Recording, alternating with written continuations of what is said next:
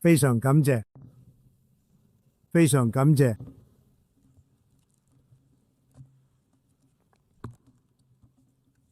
我唔介意喺冇提詞器嘅情況底下發表演講，因為提詞器唔起作用。儘管如此，我好高興能喺呢度同你一齊，咁樣你就能夠更真誠咁表達自己嘅心聲。我只能夠話，無論係邊個操作呢個提詞器，佢都會有大麻煩。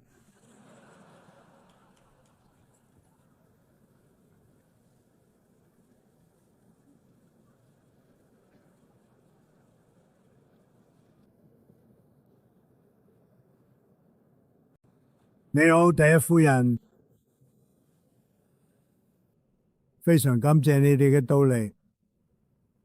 主席女士、先生、秘書長、美國第一夫人、各位尊貴嘅代表、大使同世界領袖，自從我上一次企喺呢個大禮堂，喺我第一個任期向一個繁榮同和平嘅世界發表演說，已經過咗6年。自從嗰日開始，戰爭嘅槍聲打破咗我哋兩個大洲締造嘅和平。一個平靜穩定嘅時代已經讓位俾我哋時代其中一個最大嘅危機。喺美國呢邊，上屆政府4年嘅軟弱、無法無天同激進主義，令我哋國家一再陷入災難。1年前，我哋國家陷入咗嚴重困境，但係今日喺我上任8個月之後，我哋已經成為全世界最火熱嘅國家。咁其他國家可以比得上？美國有住全世界最強勁嘅經濟、最堅固嘅邊境、最強大嘅軍隊、最深厚嘅友誼同埋最堅毅嘅精神。呢個真係美國嘅黃金時代。美國，我哋正迅速扭轉上屆政府遺留下佢嘅經濟災難，包括嚴重嘅物價上漲同破紀錄嘅通脹。通脹係我哋從未見過嘅嚴重。喺我領導之下，能源成本下降，汽油價格下降，雜貨價格下降，按揭利率都下降，而通脹已經被擊敗。唯一上升嘅就係股市啱啱創嘅新高。事實上，喺過去短短一段時間內已經創咗48次新高。經濟增長急速上升，製造業興旺發展。正如我所講，股市表現得比以往任何時候都好。在座各位都因為咁而受惠，幾乎每個人都係。而且最重要嘅係，工人嘅工資以超過60年嘅最快嘅速度上升緊。其成件事咪就係為咗呢樣嘢，係咪先？拜登總統4年任內，美國新增投資都唔夠1萬億美元，但係我上任短短8個月，已經睇到承諾同埋實際到佢嘅資金超過17萬億美元。睇下啦，4年唔夠1萬億，8個月就已經遠超17萬億，都係投資嘅美國。而家嘅資金由世界各地湧入咗。我哋實施喺美國歷史上最大規模嘅減稅，同埋最大規模嘅放寬監管，令美國再次成為全球做生意最好嘅國家。在座好多朋友都投資喺美國，而呢8個月期間呢個投資真係好抵。我第一任期內建立咗世界歷史上最強大嘅經濟，我哋有個史上最好嘅經濟，全球歷史上都未試過咁好。而家我又再做緊同一樣嘢，不過今次規模更大，成績仲要更好。而家嘅數字遠遠超越咗我第一任期創下嘅紀錄。喺我哋南部邊境，我哋成功擊退咗一次龐大嘅入侵。過去4個月，連續4個月，非法入境同被接納入境嘅人數都係0，好難相信。因為如果你回望1年前，當時有幾百萬人由世界各地湧入嘅，包括監獄、精神病院嘅人，仲有販毒分子，佢哋真係由世界各地嚟到。因為拜登政府荒謬嘅開放邊境政策，佢哋就咁樣湧入我哋國家。我哋嘅信息好簡單，如果你非法入境美國，你就會俾人拉去坐監，或者俾人送返你原本嘅地方，甚至可能送得更遠。你知道嗰意味住啲咩？我要感謝薩爾瓦多呢個國家，佢哋成功且專業咁接收同埋監禁咗眾多進入我國嘅罪犯。喺上屆政府嘅領導下，呢一數字創下咗歷史新高。而家呢啲都被撤走咗，我哋別無選擇，其他國家別無選擇，因為其他國家喺移民問題上亦都面臨同樣嘅境況。佢正在摧毀你嘅國家，你必須採取行動。喺國際舞台上，美國而家再次獲得前所未有嘅尊重。你睇下2年前、3年前、4年前，甚至1年前，我哋嘅全世界都俾人笑。喺6月嘅北約峰會上面，幾乎所有北約成員國都正式承諾增加國防開支，應我要求，由國內生產總值嘅2%提升到5%，令我哋嘅聯盟比以往任何時候都更加強大有力。5月嘅時候，我去咗中東探訪我哋朋友，重建我哋嘅海灣地區嘅夥伴關係。而家同沙特阿拉伯、卡塔爾、阿聯酋同其他國家嘅珍貴關係，我相信比以往任何時候都更加緊密。我哋政府一單又一單咁談成咗歷史性嘅貿易協議，包括同英國、歐盟、日本、南韓、越南、印尼、菲律賓、馬來西亞同好多其他國家。同樣喺短短7個月入邊，我終結咗7場被認為無法結束嘅戰爭。佢哋話佢戰爭係無法結束嘅，你永遠都解決唔到佢嘅。有句戰爭打咗31年，有2場31年，睇下啦，31年，有一場打咗36年，有一場打咗28年。我終結咗7場戰爭，而且每一場都係打得好激烈，無數人喺入邊死咗。呢啲包括柬埔寨同泰國、科索沃同塞爾維亞、剛果同盧旺達一場好殘酷、好暴力嘅戰爭，巴基斯坦同印度、以色列同伊朗、埃及同埃塞俄比亞，仲有亞美尼亞同阿塞拜疆，全部都包括喺入邊。冇一個總統或者總理，甚至話冇其他國家曾經做到咁嘅事，而我只係用咗7個月就做到。以前從來未試過，有啲冇事發生，歷史上都未試過有咁嘅情況。我好榮幸可以做到呢件事，可惜係我要親自去做呢啲嘢，而唔係由聯合國去做。可悲嘅係，所有情況之下，聯合國連試都冇試過去幫手。我終結咗7場戰爭，親自同每一個國家嘅領袖傾過，但連一個聯合國嘅電話都冇收過，話想幫手完成協議。我從聯合國得到嘅只係一部自動扶梯，佢喺上升嘅途中停在咗中間。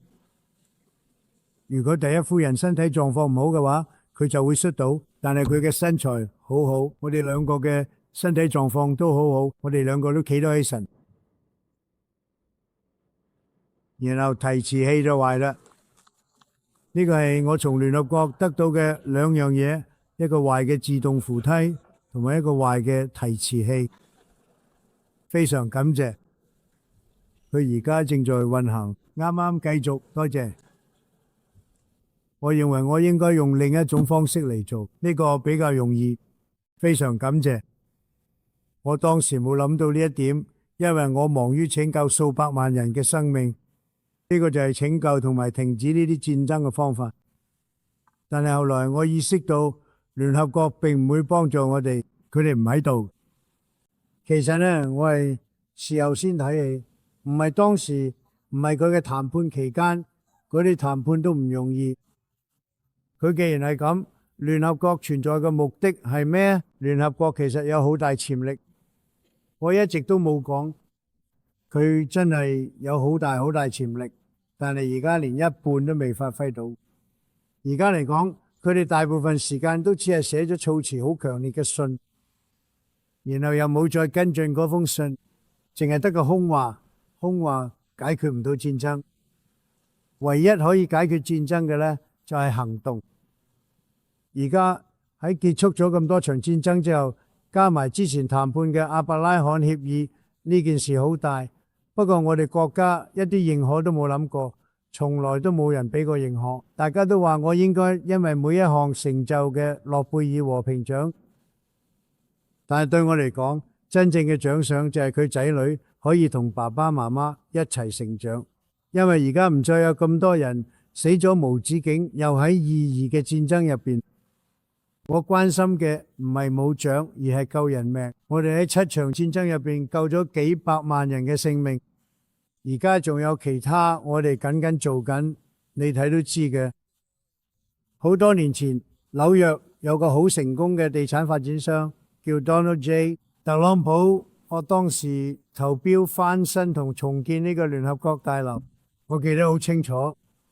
我嗰陣時話我會用5億美金重建晒成個地方，一定會好靚。我成日講，我會俾你嘅大理石地板，佢哋只會俾你嘅瓷磚。我會俾你哋最好嘅一切，你哋會有紅木牆，佢哋只會俾你哋膠。但係佢哋最後佢哋另一個方向，當時貴咗好多，結果出嚟嘅產品仲差得多。我就發現佢哋根本唔識做建築，佢哋嘅建築概念完全錯晒，佢哋想起啲樓又貴又差，最後會令佢哋蝕大本。我仲話你等住佢超支啦，結果證明我講得啱，佢哋最後嚴重超支，成棟樓用咗20億到40億美金，連我當初承諾嘅雲石地板都冇做到。你行過去都係踩住 Terrace， 你有冇留意到？老實講，就我哋咁望住棟樓又成日嘅扶手電梯卡住，佢攬到依家都未搞掂成件事，佢嚟到而家都未搞掂，嗰啲已經係好多年前嘅事。成個項目貪污嚴重到國會都揾我去作證，講下究竟浪費咗幾多錢，因為最後發現佢哋根本唔知實際數字，但就知成個項目用咗20億到40億美金，而唔係原本包保證嘅5億美金。但係其實佢哋根本唔知，我就話實際上成本遠超過50億美金。可惜呢，聯合國入邊呢有好多嘢呢都係咁樣發生，不過規模仲要大好多倍，大得多，真係大好多。見到佢嘅情況，真係好唔開心。唔知聯合國可唔可以真係發揮到一個有建設性嘅角色？我今日嚟到呢度，係想向任何願意同我哋一齊打造一個更安全、更繁榮世界嘅國家，伸出美國領導同友誼之手。而呢個世界，我哋都會開心好多。一個大大改善嘅未來，其實係我哋觸手可及。但係要達到呢個目標，我哋一定要拒絕過去失敗嘅做法，一齊合作去面對歷史上最大嘅威脅之一。而家對我地球嚟講，冇咩比人類發明過最強大、最具破壞力嘅武器更加危險。而美國大家都知擁有好多呢啲武器，好似我第一任期嘅，我已經將遏制呢啲威脅放到最優先。首先就係由伊朗開始。我諗立場好簡單，世界上最大嘅恐怖主義支持者絕對唔可以擁有最危險嘅武器。所以我一上任咁耐，就寫咗封信俾所謂嘅最高領袖，提出一個好有誠意嘅建議。我承諾，如果伊朗暫停佢哋嘅核計劃，我哋會全面合作。但係呢個政權嘅回應就係繼續對鄰國同美國喺成個地區同埋附近嘅大國不斷發出威脅。而家伊朗以前嘅好多軍方高層，事實上我可以話差唔多全部都已經唔喺度，佢哋已經死咗。3個月前喺午夜鐵取行動入邊，7架美國 B2 轟炸機投下咗14枚，每枚重3萬磅嘅炸彈，炸咗伊朗最重要嘅核設施，完全摧毀晒一切。世界上嘅第二個國家可以做到我哋做啲嘢，咁第二個國家有冇嘅裝備做到我哋做嘅事？我哋擁有地球上最強大嘅武器，我哋唔中意使用佢哋，但係我哋做咗一啲人呢22年嚟一直想做嘅事情。隨住伊朗核濃縮能力被摧毀，我立即促成咗所謂嘅12日戰爭嘅結束。以色列同伊朗之間爆發衝突，雙方都同意開戰，不再戰鬥。眾所周知，我亦一直積極致力於尋求加沙停火，必須把嗰件事做完，一定要搞掂佢。可惜哈馬斯一再拒絕合理嘅和平建議。我哋唔可以忘記10月7號係咪而家好似有人想鼓勵衝突繼續落去嘅？呢個組織入邊有啲人想單方面承認巴勒斯坦國家，咁樣對哈馬斯恐怖分子嚟講，獎勵實在太大。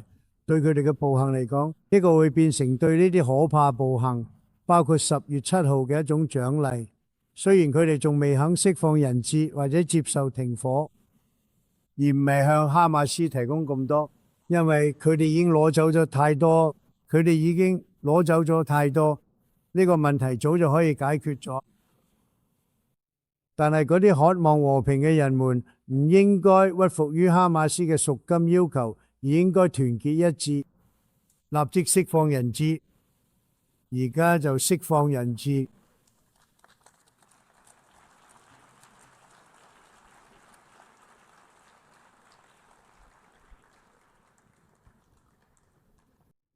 多謝，我哋必須團結起嚟，而且我哋會團結起嚟去完成呢件事。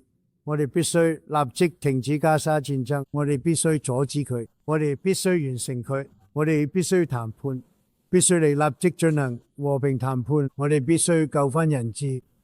我哋希望呢20個人翻嚟，我哋唔想要2同4。正如你所知，我同史蒂夫、維特科夫以及其他幫助過我哋嘅人，仲有馬可盧比奧，我哋將大部分錢還咗翻去，我哋全部都有參與。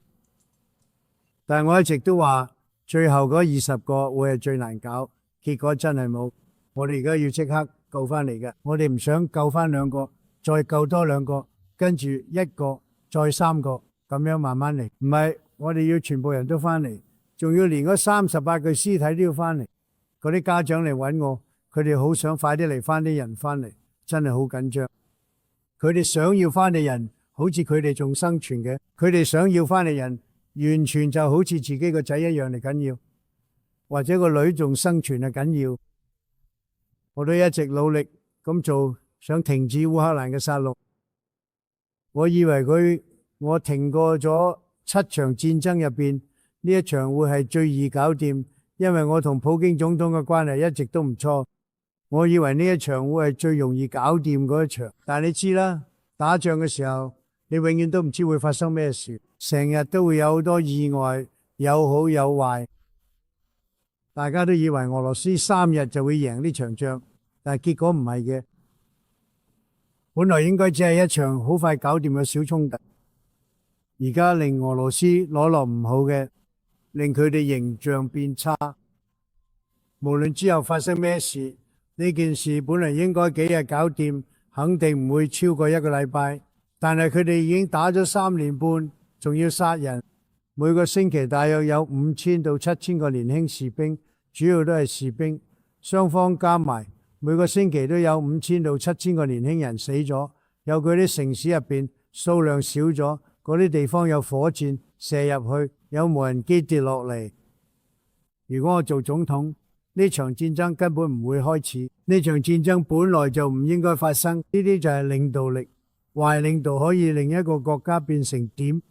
你睇下美國發生啲咩事，再睇下我哋而家啲咩位置，淨係短短一段時間。而家唯一嘅問題就係，仲有幾多條命會無謂肯對雙方犧牲？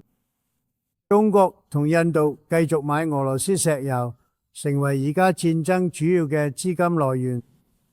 但係不可原諒嘅係，連北約國家都冇完全切斷俄羅斯能源同能源產品呢？咁你都知，我2個星期前先知道，真係唔開心。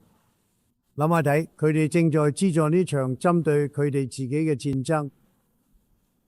到底有邊個聽講過呢個？如果俄羅斯唔準備達成協議結束戰爭，咁美國已經做好咗充分準備，將實施一輪非常強硬嘅關稅。我相信呢個將好快停止流血衝突，但係為咗令呢啲關稅有效，歐洲國家，你哋所有人而家都聚集喺度，必須要我哋一齊採取完全相同嘅措施。我意思係，你距離個城市近好多，我哋中間隔住一個大海洋，你哋就喺度。歐洲真係要加把勁，佢哋唔可以再咁樣做落去。佢哋一邊同俄羅斯打仗，一邊又買俄羅斯嘅石油同埋天然氣。呢件事對佢哋嚟講真係好尷尬。當我發現呢件事嗰陣，佢哋真係好尷尬。我可以同你講，佢哋要即刻停止所有向俄羅斯購買能源，否則我哋大家都只係浪費時間啫。所以我已經準備好討論呢個問題。我哋今日會同所有聚集喺度嘅歐洲國家一齊討論。我相信佢哋聽到我講呢，佢一定好興奮。但事實就係咁，我中意直講心底話，講真話，因為我哋要減低威脅。今日就係要減少危險武器嘅威脅。我都呼籲每一個國家加入我哋，一齊徹底終止生物武器嘅研發。生化武器已經好恐怖，核武更加離譜，我哋都包括核武喺入邊。我哋希望可以停止發展核武器。我知道你都知，我成日都會見到呢啲先生。你想睇下咩？我見到個武器勁到㗎，但係我哋真係永遠都唔可以用嘅嘢。如果我哋真係用嘅，成個世界可能真係會完結。到時連聯合國都冇得再講，咩都冇。就喺幾年前，海外不計後果嘅實驗俾我哋帶嚟咗一場毀滅性嘅全球流行病。然而，儘管發生咗呢場世界性災難，好多國家仍然喺度繼續進行極其危險嘅生物武器同埋人造病原體研究。呢個實在係太危險啦！為咗防止潛在嘅災難，我今日宣布，我嘅政府將領導一項國際努力嚟執行生物武器公約。該公約將通過開創每個人都可以信賴嘅人工智能驗證系統，與世界各國最高領導人會面。希望聯合國可以發揮建設性作用，呢個都會係其中一個早期項目。喺人工智能之下，等我哋睇下佢有幾好。因為好多人都話呢樣嘢可能會係史上最偉大嘅發明之一，但同時都可能有危險。不過如果用得其所，真係可以帶嚟巨大好處。而呢個就係一個例子。聯合國唔單止佢解決佢應該解決嘅問題，仲時時刻刻為我哋帶嚟新問題要解決。最明顯嘅例子就係我哋呢個時代最重要嘅政治議題——失控嘅移民危機，完全冇控制。你諗個國家俾人搞到一啲粥。聯合國而家資助緊一場針對西方國家同佢嘅邊境嘅衝擊。喺2024年，聯合國預算咗3億7200萬美金現金援助，去支持大約624000個移民走入美國。你睇下啦，聯合國係支持嘅非法入境美國嘅人，然後我哋仲要負責將佢哋趕返出去。聯合國仲提供嘅食物、住宿、交通同埋提款卡俾佢非法移民，你信唔信得過？就係咁樣滲透我哋南部邊境。